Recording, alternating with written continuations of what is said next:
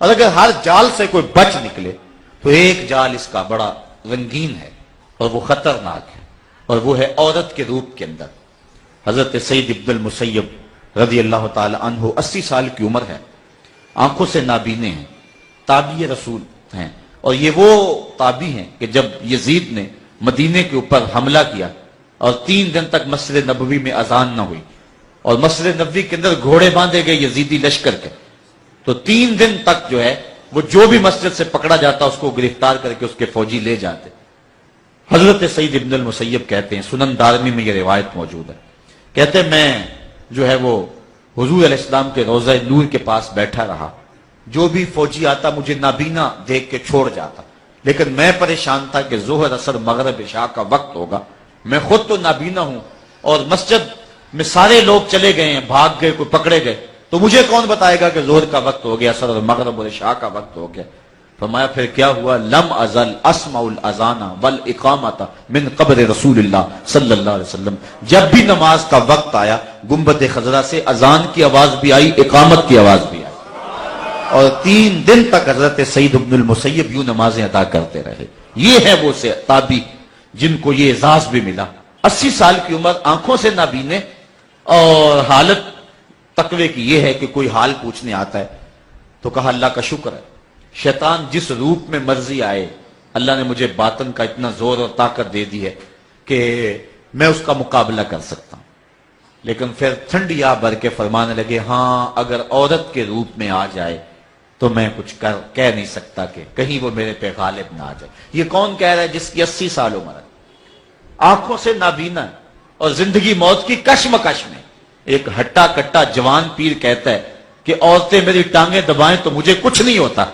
80 سال کے بزرگ ہیں اور تابعی رسول ہیں، آنکھوں میں روشنی بھی نہیں ہے اور بستر علالت پہ پڑے ہوئے ہیں، وہ بھی کہتے ہیں شیطان کا یہ خطرناک جال ہے، اگر اس روپ میں آ جائے تو پھر میں کچھ کہہ نہیں سکتا۔ تو شیطان مختلف رنگ اور مختلف روپ اپنا کے انسانوں کو لوٹنے کی کوشش کرتا ہے۔ ہم عرض کرتے ہیں اہدنا الصراط المستقیم، میرے مالک ہم اگر جائیں گے ہمارا راستہ خراب کر دیں گے۔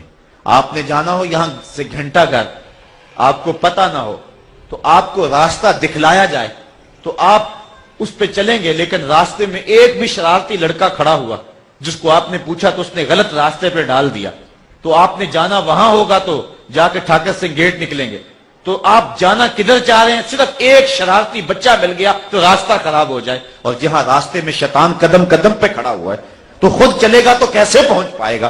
اس لیے یہی عرض کی اہدنا الصراط المستقیم، مالک تو دستے کرم بڑھا اور مجھے منزل تک پہنچا دے۔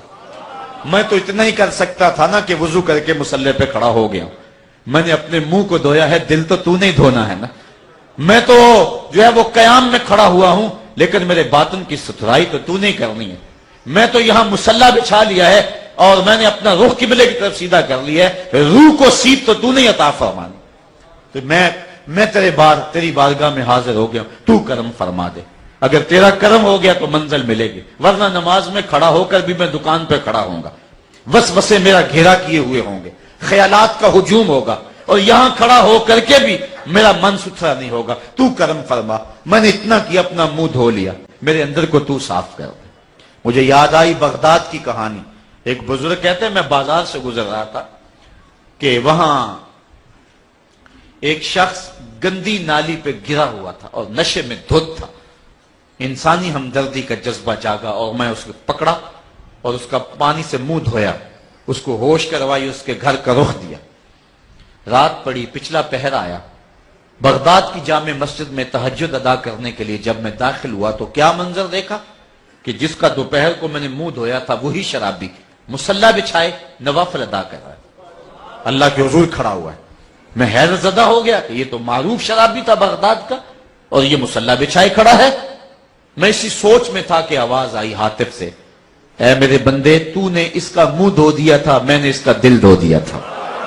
ہم یہی عرض کرتے ہیں اہدنا الصراط المستقیم، مالک ہم نے اپنا منہ دھو لیا، دل تو ہمارا تو نہیں دھونا ہے، ہم تو اتنا ہی کر سکتے، ہم تو سجدے میں جا سکتے ہیں۔ وہ حضرت باجید بستامی والی کہانی کہ ان کے شہر بستام میں تقدس کا جب ماحول پیدا ہو گیا اور گھر گھر روشنی کے چراغ جلنے لگے اور لوگ تقوی کے نور سے مالا مال ہو گئے، تو کہیں سے کوئی فاحشہ عورت آئی اور اس نے آ کے کوٹھے پر ڈیرا جما لیا اور نوجوانوں کو ورغلانے لگی۔ کسی نے حضرت بایزید بسطامی کو بتایا، بایزید تیرا شہر لٹ رہا ہے، جس کو تو نے اپنے انفاس قدسیہ سے روشن کیا تھا اور اپنے جگر کا پانی دے کے جس کو سیراب کیا تھا، وہ لہلہاتا ہوا چمن باد سموم کی زد میں ہے اور وہ اجڑ رہا ہے۔ بایزید بسطامی نے مسلح پکڑا اور کندھے پہ ڈالا، اس فاحشہ عورت کے دروازے کے سامنے آ کے گلی میں بچھا دیا۔ اب جو بھی آتا حضرت بایزید کو دیکھ کر کے بھاگ جاتا۔ جب شام کے اندھیرے گہرے ہوئے، اس نے دیکھا کہ آج سج دھج کے بیٹھی ہوئی اور کوئی میرا گاہک ہی نہیں آیا ہے، کیا ماجرا ہوا؟ بالکونی سے جھانک کر کے دیکھا تو ایک فقیر مسلح بچھائے بیٹھا ہوا، سیڑھیوں سے نیچے اتری۔ کہا بابا، اللہ کی عبادت کرنے کے لیے اور تھوڑی جگہیں تھی کہ تو نے میری گلی کا انتخاب کر لیا؟ مسجدیں ختم ہو گئی ہے کہ گلیوں میں مسلح بچھا بیٹھے ہو؟ کہا کیا ماجرا ہوا؟ کہا آج کوئی میرے گھر کا رخ نہیں کر رہا۔ کہا فقیر کسی کا دل نہیں توڑا کرتے، بتا آج رات تیری کتنی قیمت؟ اس نے قیمت بتائی تو بایزید بسطامی نے اس کے ہاتھ میں قیمت دے دی اور پھر مسلح لپیٹا اور اس کی سیڑھیاں چڑھنے لگے۔ دور سے لوگوں نے جب حضرت بایزید کو دیکھا کہ ایک فاحشہ عورت کے مکان کی سیڑھیاں چڑھ رہے ہیں تو سینے میں دل ڈولنے لگے۔ مالک اگر بایزید بھی لٹ گیا تو روشنی کہاں سے ڈھونڈیں گے؟ اگر بایزید بھی ایک فاحشہ عورت کے کوٹھے پہ چڑھ رہا ہے تو زمانے میں ہم اجالے کہاں سے لیں گے؟ زمانے میں تو اندھیرا چھا جائے گا۔ لیکن قدرت کو کچھ اور ہی منظور تھا۔ حضرت بایزید بسطامی جب کوٹھے پہ گئے، اس کو کہا آج تو میری ہے نا؟ اس نے کہا بالکل۔ کہا پھر جو میں نے کرتے جانا ہے تو نے بھی وہی کرتے جانا ہے۔ آپ نے وضو کیا، اس نے بھی وضو کیا، مسلح بچھا، اس کا بھی مسلح بچھ گیا، پھر قیام کیا، رکوع کیا، قومے میں گئے، پھر سجدے میں گئے، وہ بھی ساتھ ساتھ ہے۔ جب آپ کا سر سجدے میں جھکا اور اس نے بھی سر سجدے میں رکھ دیا، بایزید بلک بلک کے رونے لگے۔ مالک اتنا کام بایزید کا تھا کہ اس کا سر تیرے حضور جھکا دے، اس کے دل کو بدلنا بایزید کا کام تو نہیں ہے، وہ تو تیرا کام ہے۔ جب اس عورت نے سر جھکایا تھا تو فحشہ تھی، اور جب سر اٹھایا تو وقت کی ولیہ بن چکی تھی۔ تو ہم یہ عرض کر سکتے ہیں مالک ہمارا اتنا کام تھا کہ ہم سر جھکا لیں، لیکن کیا کریں سجدے میں بھی وسوسے جان نہیں چھوڑتے۔ میرے مالک ہم سر جھکا سکتے ہیں لیکن دل کو بدلنا تو ہمارے بس کا روگ نہیں ہے، اس لیے تو کرم فرما، اہدنا الصراط المستقیم، ہمیں سیدھی راہ پہ چلا دے اور ہمارے من کو ستھرا کر دے اور ہماری روح کو پاکیزگی عطا کر دے۔ اور اگر تیرا کرم ہوا تو راستے کھل جائیں گے، ورنہ نماز پڑھنے کے باوجود بھی ہمارے اندر کے گند اور غلاظتیں نہیں جائیں گی۔ تو کرم فرما، اہدنا الصراط المستقیم، تو کرم فرما دے اور ہمیں سیدھی راہ دکھا دے۔ اور جب اللہ کرم فرماتا ہے تو پھر راستے مل جاتے ہیں۔ ہارون رشید اپنے محل کی چھت پہ ٹہل رہا، دریائے دجلہ کے کنارے بہلول جا رہا تھا۔ یہ عرب کے مشہور مجازیب میں سے تھا، اللہ کا قرب رکھنے والے لوگوں میں بڑا نمایاں نام ہے۔ بہلول جب گزر رہا تھا بادشاہ کی نظر پڑی، اس نے کہا کہ جلدی جلدی بہلول کو میرے حضور حاضر کیا جائے۔ بادشاہ کا حکم تھا، تعمیل کرتے دیر نہ لگی۔ اوپر والوں نے نیچے ڈولی پھینکی، نیچے والوں کو اشارہ کیا، انہوں نے بہلول کو پکڑا، ڈولی میں رکھا، اوپر والوں نے کھینچا۔ 2 لمحوں کے بعد بہلول بادشاہ کے سامنے تھا۔ بادشاہ کہا بہلول ایک بات تو بتاؤ۔ پوچھا کیا؟ کہا خدا تک کیسے پہنچے ہو؟ بہلول نے 2 لفظی جواب دیا۔ جو اللہ والے ہوتے ہیں ان کی باتیں مختصر ہوتی ہیں، یہ نہیں کہ 5 گھنٹے کی تقریر نتیجہ کچھ بھی نہ۔ اقبال کہتا ہے بات میں سادہ و آزادہ، معانی میں دقیق، لہو خورشید کا ٹپکے اگر ذرے کا جگر چیرے۔ 2 لفظ لیکن من میں اترتے چلے جائیں۔ کہا بہلول بتاؤ خدا تک کیسے پہنچے؟ کہا جیسے تیرے تک پہنچا۔ کہا سمجھ نہیں آئی۔ کہا بات تو سادی سی تھی۔ کہا تفصیل چاہوں گا۔ کہا دیکھو بادشاہ، میں خود آنا چاہتا تو پہلے درخواست لکھتا، پھر دیوان خانے میں جاتا، پھر کئی دفاتر سے درخواست ہوتی ہوئی آپ تک پہنچتی، پھر بھی آپ کی مرضی پہ موقوف تھا ملاقات کا وقت دیتے نہ دیتے۔ میں چاہتا تو مہینے لگ جاتے، ملاقات ہوتی نہ ہوتی، اور جب آپ نے چاہا ہے تو 2 گھڑیاں بھی نہیں لگی۔ کہا جب بندہ چاہے کروڑوں سال بھی مشقت کرتا رہے، ریاضت کرتا رہے، کچھ نہیں ملتا، جب وہ چاہے تو 2 لمحے بھی نہیں لگتے۔ مانا کہ محبت کے سفر پہ ہر گام پہ 100 مشکل ہے، لیکن یہ سفر آسان بھی ہے اگر ساتھ تمہارا ہو جائے۔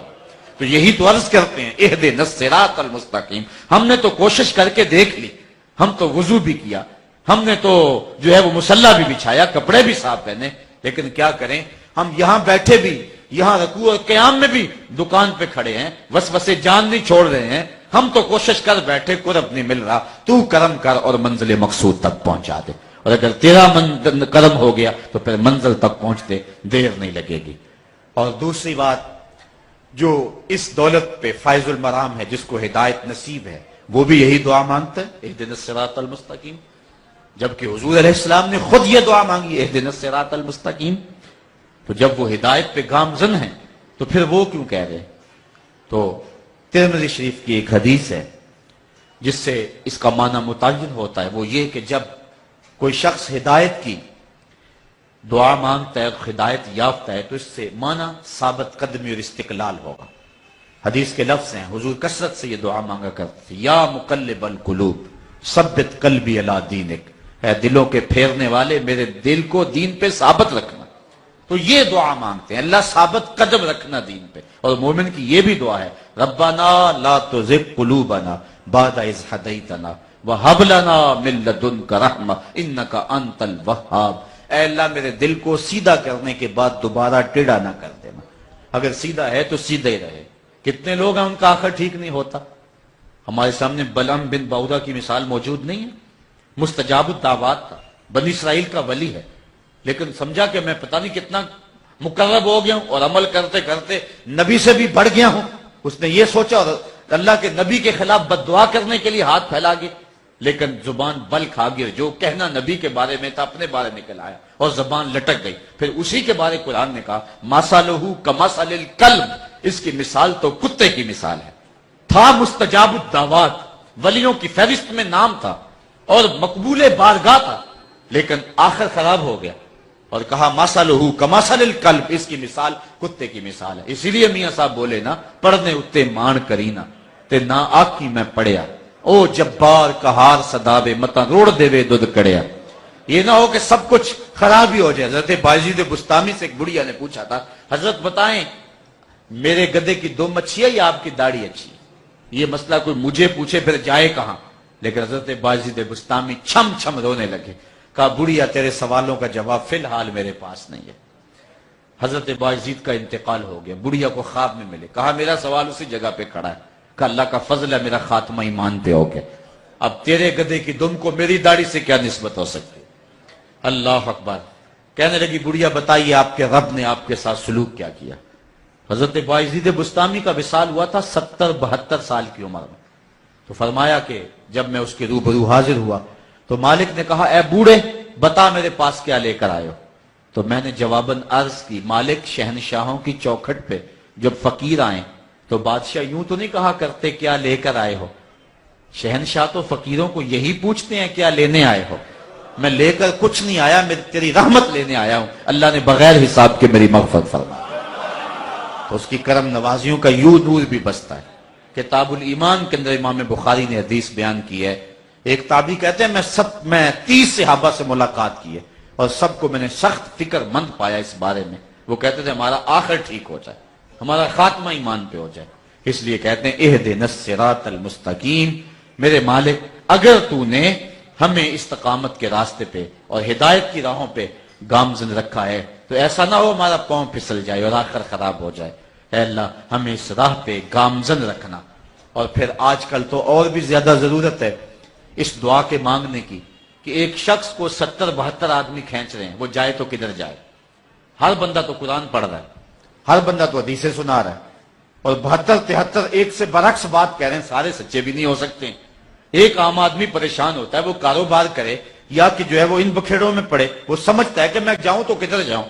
ہر بندہ تو قرآن پڑھ کے سنا رہا ہے، اسے تو نہیں پتا کہ بتوں والی آیتیں جو ہیں وہ ولیوں پر چسپاں کی جا رہی ہیں، وہ پریشان ہو جاتا ہے۔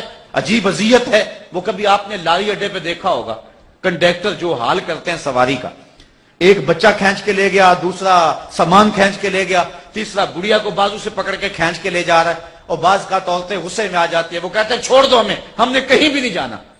تو یہی حال ہوتا ہے، بعض لوگ کہتے ہیں ہم گاڑی پاڑ لیں گے یار، یہ عجیب ماجرا ہے، کوئی ادھر سے کھینچ رہا ہے کوئی ادھر سے کھینچ رہا ہے۔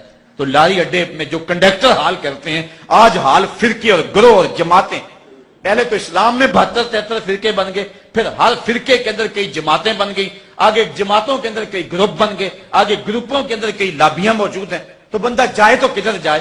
تو اسی کی بارگاہ میں عرض کرے اہدنا الصراط المستقیم، مالک تو میرے لیے رحمت کے دروازے کھول دے، اگر تیرا کرم ہو گیا تو مجھے راستہ مل جائے گا، ورنہ یہ لوگ تو مجھے منزل تک نہیں جانے دیں گے، کوئی ادھر سے کھینچے گا، کوئی ادھر سے کھینچے گا، اور مجھے ساری زندگی الجھنوں سے نہیں نکل دیں گے۔ میرا جو ہے وہ ذہن ہی کلیئر نہیں ہوگا، پتہ نہیں یہ صحیح ہے، ساری زندگی تشکیک اور اضطراب کے زخم رستے رہیں گے اور مجھے تیقن کا نور نصیب نہیں ہوگا۔ تو کرم فرما اور تو رحمتوں کے اجالے مجھے دے، اور میرا اپنا دستے کرم بڑھا، اور اے اللہ مجھ مسکین کا ہاتھ پکڑ لے، میں کمزور ہوں۔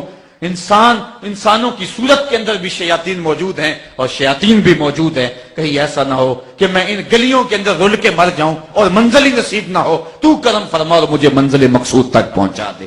یہ مفہوم ہے اہدنا الصراط المستقیم کا۔